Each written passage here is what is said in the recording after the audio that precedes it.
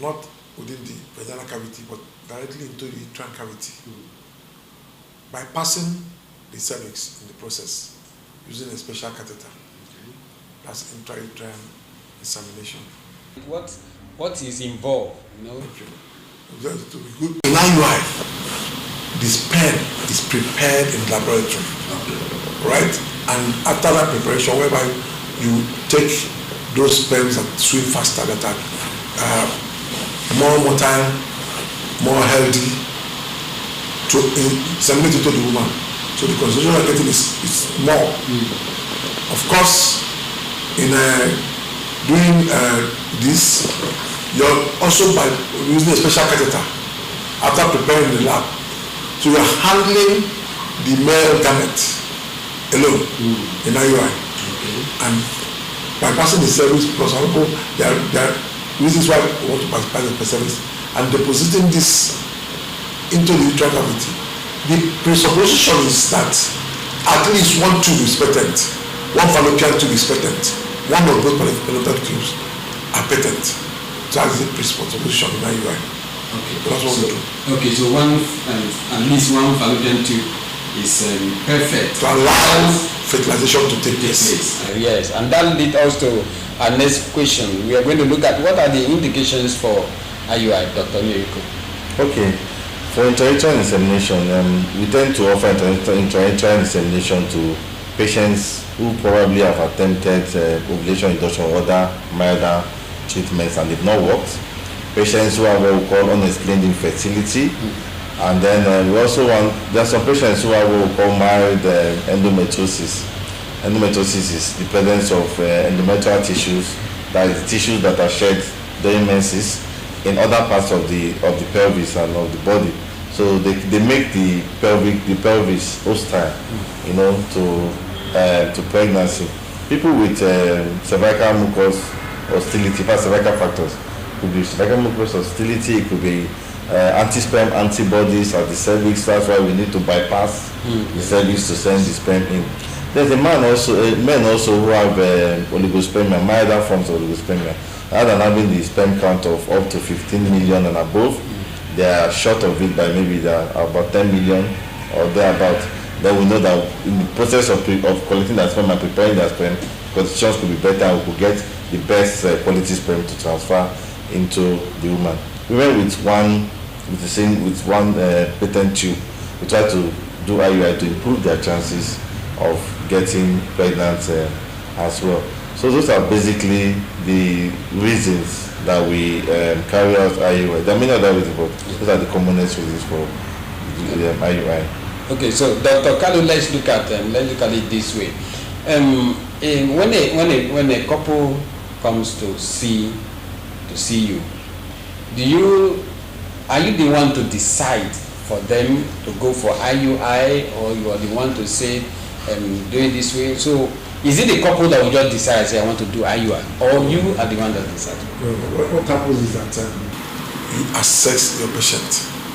After assessing your patient, if you like the entity he just described, unexplained infertility, you have done all the tests available to you and everything appears to be fine. Everything appears to be fine. The sperm count is okay, the woman's womb is fine, everything is good. And you can't find the cause, reason why this and a young couple, why they're still infertile. You cannot offer them that treatment as a possible. What are the options? Right? For unexplained infertility, you can also do IVF. But IUI is a much cheaper form of, is the most primitive form of assisted conception, and it's far cheaper. So most couple, of course, they expect the couple to embrace IUI more than the IVF. Okay. So for that instance, so you offer them based on what you have discovered. Lay it on the table for them the options. The couple will choose what they want. Okay, so do you place both IVF or IUI? Okay. Whatever they need, you don't force anybody to do anything. To do what? You only make an offer. This, I think you need to do this or this. These are the pros and cons here. These are the pros and cons here. Then the person will make what we call informed decision. You have informed them of the options and they make a decision. So that's an informed decision is required. Okay. for proper treatment. Okay, so let's use that opportunity to talk a little bit more of the difference between IUI and IVF. Earlier you wanted to talk about that. Can Yes. we now move? I was just explaining that, in IUI, only IVF or assisted conception in production involves the handling of one or both gametes of a couple. So in IVF, you're only handling, in the IUI, you're only handling the sperm. You could, of course, stimulate the woman, give some drugs to enhance ovulation, right? And most times, what you just do is, ovarian stimulation. But in IVF, technically, you're doing hyperstimulation of the ovary. You want to, in IUI, you want to get 1 or 2, maximum 3 eggs developing, follicles developing. But in IVF, you want so much more. And in that instance, you want to also, you're going to retrieve those eggs that you have stimulated, the ovary you have stimulated, you're going to retrieve eggs from it, and also take the sperm, prepare both in the laboratory. So it's a much more technical, much more complex procedure than IUI. That's why it's also far more expensive than the IUI. Yeah. All right. I quite remember in our last edition, Dr. Miyoko, we were talking about third-party assisted conception. Yeah. And we also talked about the issue of donor. In IUI, do we also need to have a donor? Okay, yes, thank you very much. Yeah, donor, performing IUI with a donor sperm is possible, Okay. it's plausible, it's acceptable. Okay, because we have patients that one reason or the other, maybe for the sake of maybe like for one reason or the other, they require, for the indications we gave about the third party conception, they require the male sperm. Maybe the husband is not able to produce viable sperms. It maybe has severe oligospermia or azoospermia, no sperm at all. Then now decides that okay, let's use a donor sperm, for the purpose of IUI, and that is done.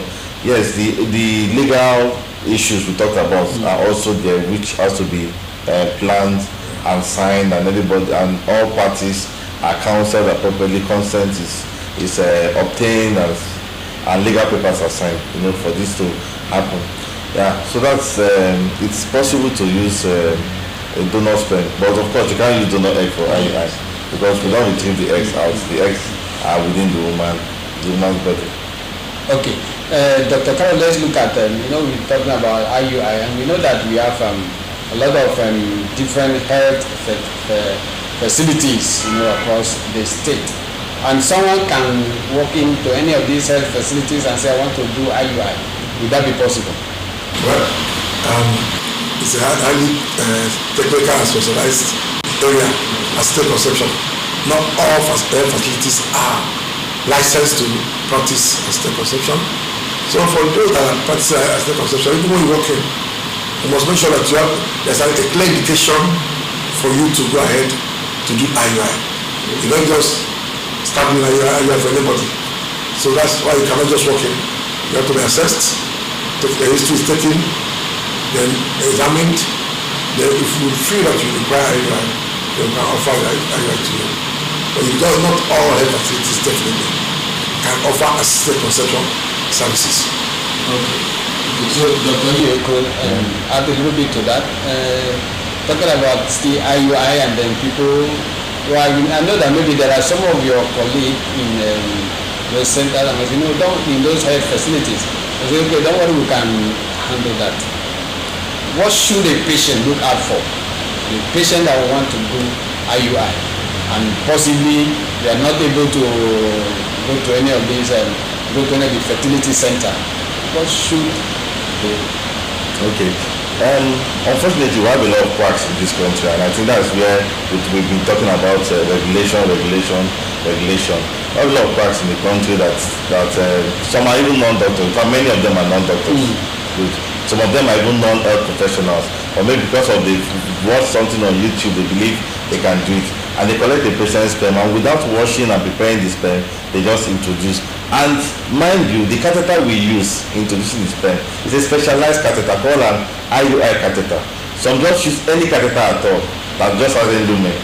It doesn't do this, it doesn't work the same thing, doesn't do the same thing. And then the sperm, if it's not prepared and washed, the woman can react to the sperm because there are things at the cervix, the cervical mucus, and some other chemical substances at the cervix that protect the woman from some chemicals within the sperm that could have caused contractions and pain that the woman would have felt just because of the presence of one sperm going into a uterus like that. But now introducing just one sperm directly into the uterus is not really safe for the woman. You're introducing infection in the process. You also introduce her to those chemicals that will cause severe pain, and of course with the contractions and pain, there's no way she will get pregnant. Because are you trying to push back all what has come into it? Okay, so what I advise our viewers and those who are prospective patients to do is identify a fertility center. I know my colleagues are gynecologists don't venture into areas that they are not comfortable with. Our training is sure on that. So that's why I will say go to a gynecologist, because even if you go to a gynecologist, they will refer you to a fertility center. So if you are in need of fertility treatment, go straight to a fertility center. If the need is for IUI, go straight to a fertility center, and then have the proper thing done once and for all. Alright, have the proper thing done once and for all. We are still talking about IUI and everything about it, but the program will continue after this break. We are going to look at the success rate of IUI compared to IVF, but that will be after this break. So stay with us.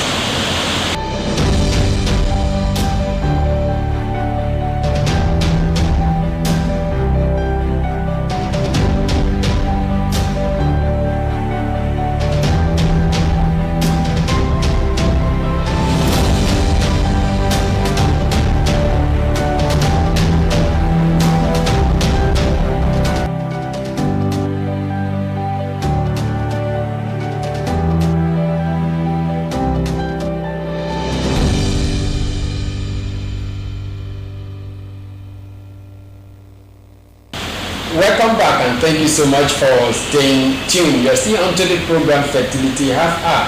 And in case you are just joining us, today we are looking at IUI. Now we are going to look at the success rate of IUI. Doctor, compared to IVF, what's the success rate of IUI? Okay. What we're doing, if we say that we're comparing two things that are not like, IVF is different, quite different from IUI. As we said, IVF involves marriage of both female gamete and the male gamete. IUI, that means it's a milder form of fertility like what we're dealing with. So you do IUI when conventional treatment has failed. So in doing so, it's expected that the chances are about 3 times more. You tend to have more pregnancies when you do IUI for those that require conventional treatment. But you cannot compare it to IVF. IVF, when it's indicated, it's a different ballgame entirely. That means IUI cannot help the person. Then you not go ahead to do IVF. So the success rate of IVF is all unknown. So I will call it 50-50. I tend to agree to a large extent. On the average, it's about 40-50%. Thereabout in good centers. Because on the average, the success rate for IVF is affected by a lot of issues, patient issues and facility issues. A lot of patient issues, particularly age of the woman, previous surgeries she's done before can affect your success rate with IVF. The previous manipulation anywhere in the birth canal can affect what you get. So, at times I tend to think that the term success rate is a misnomer. Yeah, because people make a lot of claims. We have 80% success rate. If you have young people you are doing IVF for, then nothing is wrong. You can get up to almost 80%. But remember that most people that come to us are at the end of their reproductive career. They have all kinds of issues. So it could have 60% here, then have 20% here, 30% here. If you have a very good center, it just depends on what you are dealing with. So then we also, in our environment, many people do not want to embrace doing going ahead to do other types of assisted conception, right? Like some people surrogacy might require surrogacy, they refuse to go ahead and do surrogacy. So these are issues that can affect success rate. But if somebody's uterus is already scarred, badly scarred, you hardly can get good success with it, and the man is already at an advanced age. So counseling is done to embrace other options, including adoption as an option. Yeah. The last. And then it's an option, not don't say last. It's an option. I know some persons that they have to adopt initially, they do IVF, they also have success. A lot of beautiful souls are waiting to get adopted by families. That's good.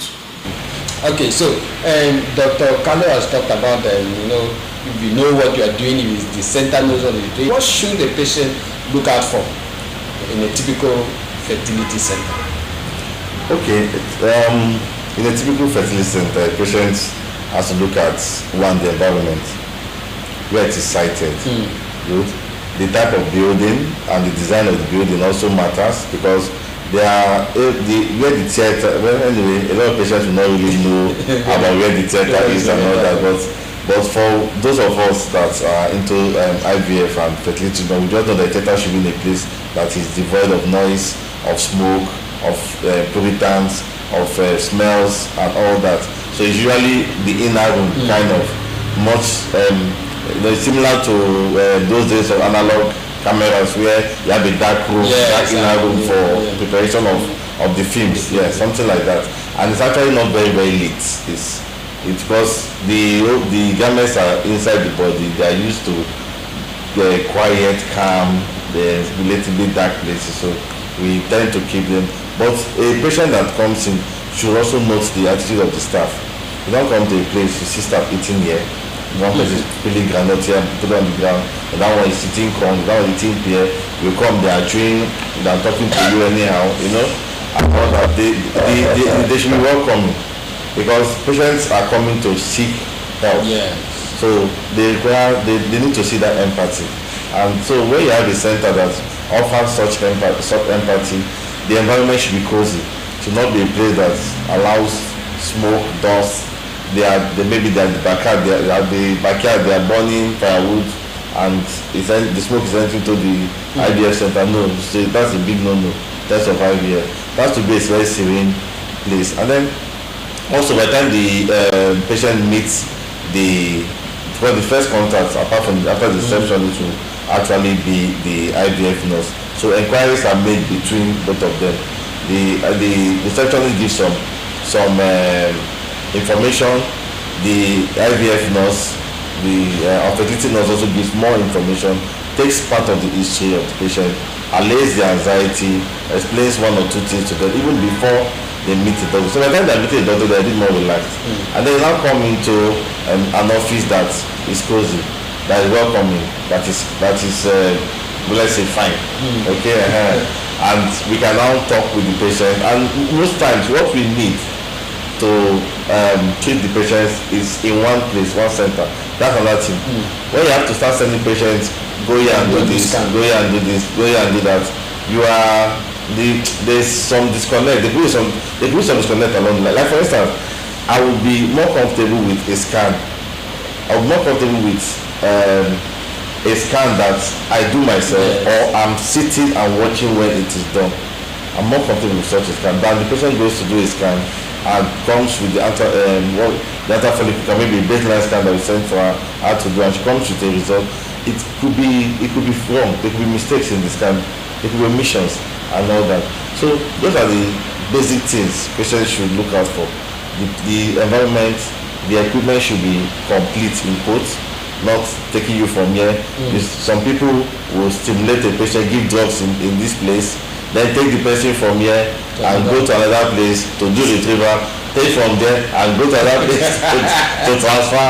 No, then when the man comes for semen analysis, you see him here, you take him to another lab to to go and run the analysis, and no. A functional IVF center, a good IVF center should have everything within. It should be a one-stop shop for everything that pertains to the treatment of the patient.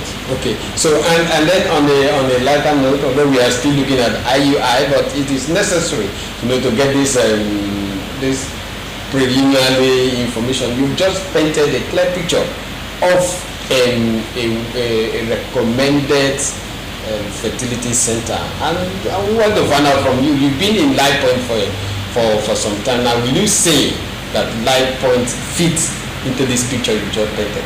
Yes, of course. That's why we are here. That's why we can gladly and openly talk about what we're talking about. That's why we can invite people to come and see. In fact, at the opening of the center, we invited our colleagues. We took them around from the Commissioner for Health, all consultants, professors. They came and went around, and that day it was like an open house. Of course, after we finished, we had to sterilize the place again. But we kept the place open for that day, and we used the next 2 or 3 days afterwards to sterilize the area again. But it was important for them to know what we have and what we offer, because they're the ones that would advise people and tell them, okay, go here or go there. And I will not really be comfortable, to tell somebody to send someone to a place where we're not comfortable, we're not sure of. It's better that everything is in place. So we have everything in place. We have our scans, we have our laboratory tests, we have the theater, we have our hysteroscopy, we have laparoscopy. We have all the complement of staff you could find from gate man to. All right, so I think I have to cut you there, because possibly maybe one of these days we should dedicate a particular episode of this program to Life Point, talking about the things that are here and what the patient should see. Maybe until then, let's leave it there. But before we go, let me come to Dr. Kalu. As a way of rounding up, let's look at the contraindications to IUI. Okay. I was going to add something to what he said. Okay. Concerning what happens some places, you have to carry garments from one place to another. You see, ARTs are evolving science, and I'm hoping that even in the rural area, it will become more available. So there's a place for having IVF centers established in some distant areas. No, it's not every center that must have everything together.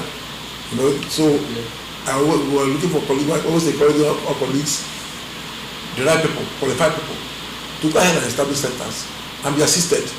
We can collaborate. What we're talking about, as you mentioned, our colleagues came together and we're asking them, I want to collaborate with them, even to help them set up their centers appropriately. So by the time these equipment are very expensive, we can assist. If you're in a rural area, we can always assist you. There's a transport incubator that we can use to move garments to different places. When it's done the right way, it stays standard, and you can get good results. That's what I wanted to add. Okay. I think we can talk about those contraindications. Okay, yes. For IUI, the contraindications are basically mainly the indications for IVF, because IVF is an higher step. But then it's important that we should know that the tubes have to be patent. At least one should be open. Then the man's sperm should not be totally absent, that is azoospermia, or it should not be severely oligospermic, because we need enough sperm to be able to push into the woman. Then of course the endometriosis I mentioned before, as an indication for IUI, it should not be severe. Remember I said to actually this. Then for older women, we already have a problem with even getting eggs from them in the first place, a very good quality eggs or adequate number of eggs. I know IUI, they are not even retrieving the eggs. They are expecting that to ovulate, and it's a struggle to get them to ovulate. So oftentimes we counsel them. In fact, that is where counseling, we talk to the woman, and together with the couple, you decide on if you should try IUI or go for IVF at once. Then we have that discussion with them. So those are basically the reasons why. Yes, and also if a patient that has attempted IUI several times, also we counsel them to abandon that mode. It's not working. Let's go for IVF. All right. And so on that note, we want to say thank you so much for spending the time with us today, Dr. Kalu. Thank you for coming on this. Thank you so much. I was going to say for viewers, I always try to tell my patients to always adopt the 4 P's when you are looking for conception. You should be patient, you should persevere. Perseverance means doing the right thing continually. That means you don't stop. You should be patient, you should persevere, you should be persistent, and you should pray. With that, by God's grace, your dream will be achieved. Thank you so much. Your dream will be achieved. All right. Thank you so much, Dr. Onyeko. It has been nice having you in the studio today. Thank you very much. All right. So don't forget to adhere to the P's as provided by Dr. Kalu. I remain Clement Barikui. Let's do this again next time. And don't forget that this program is supported by Life Point Fertility Center here in Uyo. See you again. Enjoy the rest of your day.